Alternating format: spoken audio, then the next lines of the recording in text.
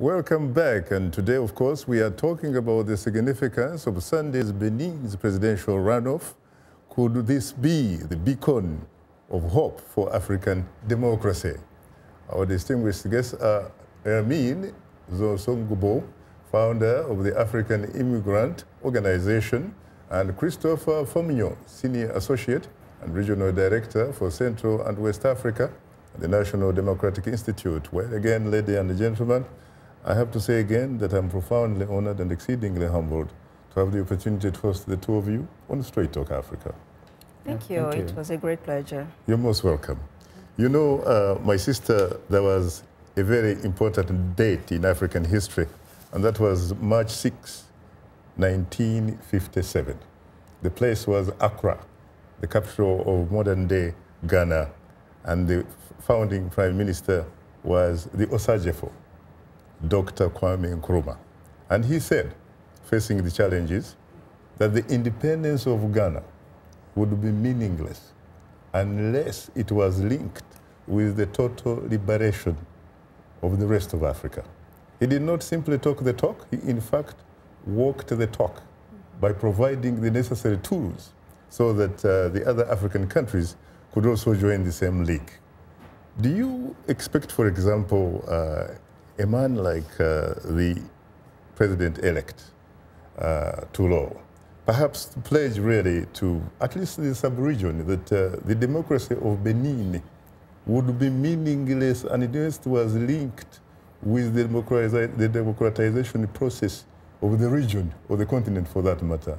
And not only talk the talk, but in fact walk that talk so that the region and Africa can in fact walk the walk democratically. You know, he is, President Talon is the man of his words, and he's very, very committed to the success of not only his country, but also the continent. Mm-hmm. He has businesses not only in Benin, but mm-hmm. elsewhere on the continent.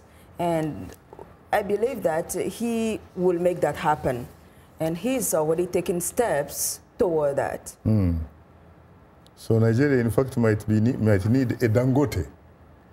Well, you know, Nigeria already had Abiola. Yes, Mashoud Abiola, of course, yes, 1992. MKO Abiola yes. was one example of someone coming from the private sector. Yeah. But to add to what my sister just said, you know, West Africa is now in a very interesting situation where out of the 15 countries that form the bloc of West African countries, ECOWAS, 13 heads of states have been in power for less than 10 years.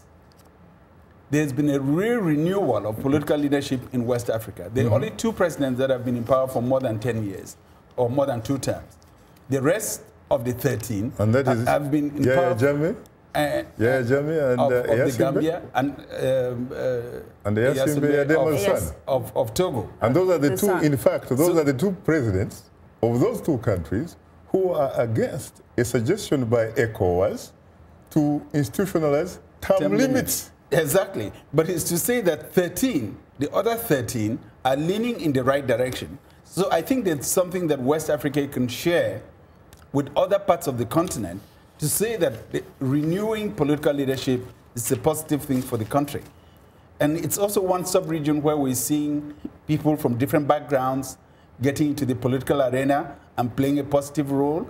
And I'm very pleased to see that today, as you travel through other African countries that are dealing with difficult transitions, Congo, Brazzaville, Congo, Kinshasa, Burundi, you find a lot of West Africans who are working in those countries, sharing experiences with political and civic leaders in those countries. And I think that's a very positive development.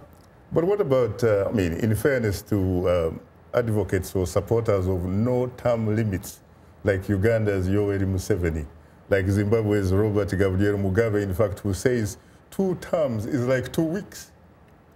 But that's it's not wrong. Enough to accomplish anything. That's wrong, but the thing is that they're just using power as their family home.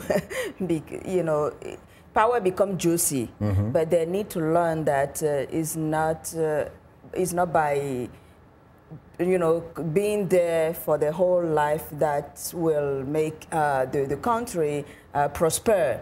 because we're seeing a lot of economic development going on the continent. A lot of things are moving on the continent. And people like that, are they really doing democracy? No. Are there countries, in fact, developing? Are the countries that are developing? That's the other question. Is all the money going to the family, their own pocket? Yes. So that's a big aspect of things that we need to look at and say, are we really doing, because democracy is for the people. And you know, they're taking all the power to themselves and to their family. I don't consider that democracy. We'll come to that a little bit later. A reminder that you are tuned into Straight Talk Africa. We'll continue our discussion in a moment, so please don't go away.